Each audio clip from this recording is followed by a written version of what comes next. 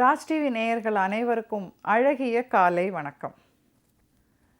நம்ம Nelson Mandela இவருடைய பேரை கேட்ட உடனே நமக்கு ஞாபகம் வர்றது தென்னாப்பிரிக்காவின் முதல் சுதந்திர தென்னாப்பிரிக்காவின் அதிபர். சரி, அவர் எத்தனை வருஷம் ஜெயிலில் இருந்தார்? 27 வருஷம் ஜெயிலில் இருந்தார் இல்லையா? அவருடைய வாழ்க்கையில் நடந்த ஒரு சம்பவத்தை தான் இன்றைக்கி நாம் பார்க்க போகிறோம்.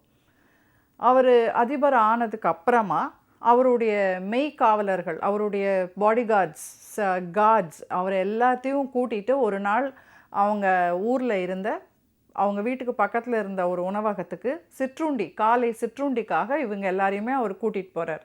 கூட்டிகிட்டு போய் யாரும் கூச்சப்படாமல் வெக்கப்படாமல் உங்களுக்கு வேணுங்கிற உணவை வாங்கி சாப்பிடுங்க அப்படின்னு நெல்சன் மண்டேலா சொல்கிறார்.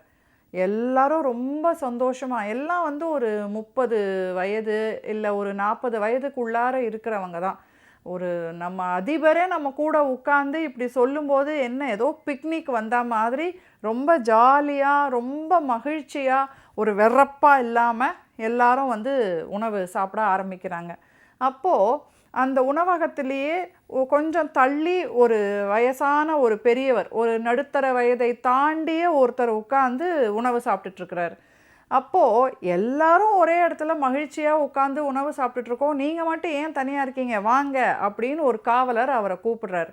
நெல்சன் மண்டேலாவும் தாராளமாக அவரையும் கூப்பிடுங்க, அவருக்கு என்ன விருப்பமோ அதையும் வாங்கி கொடுங்க அப்படின்னு சொல்கிறார். அந்த மனிதர் ரொம்ப தயங்குறார் வரத்துக்கு. இல்லை பரவாயில்ல அப்படின்னு ரொம்ப சங்கோச்சப்படுறார்.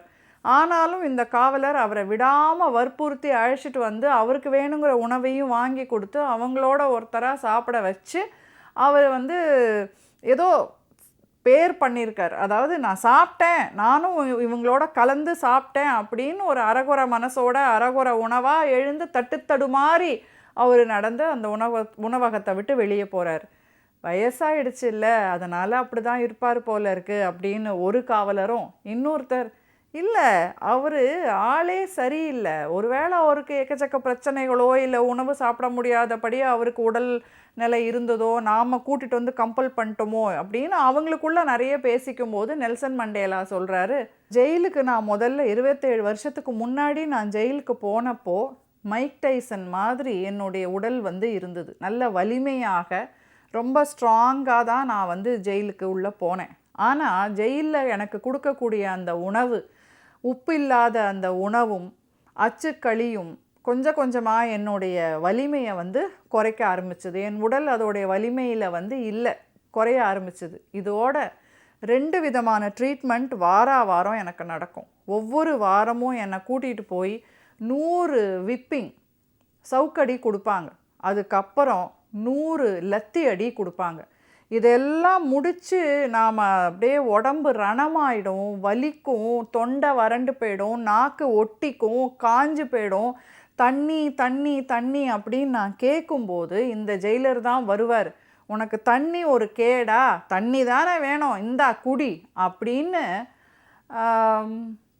சிறுநீரை என் மேலே பீச்சி அடிப்பாங்க. இந்த வேலையை செய்தது இவர் தான். இது ஒரு நாள் 2 நாள் இல்லை, 27 வருடங்களும் இது நடந்தது அப்படின்னு நெல்சன் மண்டேலா சொல்கிறார். இன்னா செய்தாரை ஒருத்தல் அவர் நாண நன்னயம் செய்து விடல். அந்த திருக்குறளுக்கு சிறந்த எடுத்துக்காட்டாக இல்லை இந்த கதை.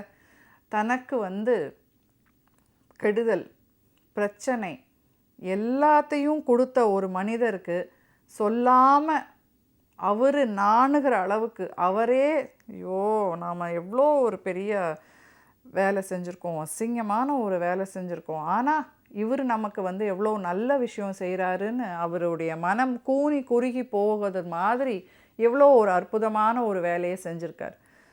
நெல்சன் மண்டேலாவை அந்த கூடியிருந்த காவலர்கள் கேட்குறாங்க, அப்புறம் தெரிஞ்சுக்கிட்டே தான் நீங்கள் அவரை உணவு அருந்த கூப்பிட்டீங்களா? அவர் என்ன பண்ணுவார் பாவம், உயரதிகாரிகள் கொடுத்த ஆர்டர்ஸ் அவர் ஃபாலோ பண்ணிகிட்டு இருந்தார், அவராகவே இதை செய்யலையே, அதனால் ஏன் அவரை நான் குறை சொல்லணும் அப்படின்னு பதில் சொல்லியிருக்கார் நெல்சன் மண்டேலா. எவ்வளோ ஒரு பெருந்தன்மை, எவ்வளோ ஒரு நல்ல மனிதர் அவர் இல்லவா? மீண்டும் நாளை வேறொரு அழகிய கதையோடு உங்களை சந்திக்கிறேன். நன்றி, வணக்கம்.